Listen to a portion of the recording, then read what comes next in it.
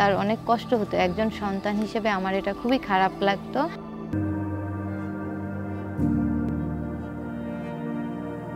আমার নাম ঝর্ণা।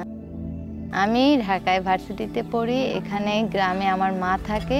আমি বাসায় যখন আসি তখন দেখি যে আমার মায়ের কাজ করতে অনেক সমস্যা হয়। সে উঠতে বসতে পারে না।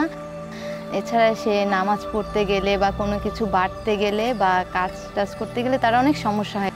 এজন্য তাকে আমরা অনেক ডাক্তারের কাছে নিয়ে গেছি। তো ডাক্তার তাকে বলছে যে তার আর্থ্রাইটিসের সমস্যা আছে।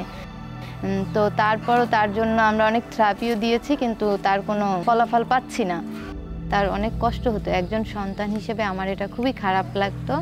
যার পরে আমি আমার বন্ধু-বান্ধবের কাছ থেকে কার্ভকুমার জয়েন্ট গার্ডের নাম শুনে আমি আমার মায়ের জন্য এটা নিয়ে আসি।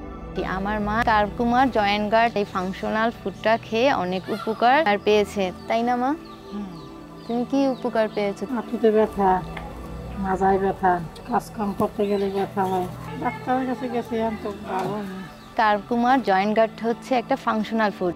আমার মায়ের তো আর্থ্রাইটিসের প্রবলেম ছিল।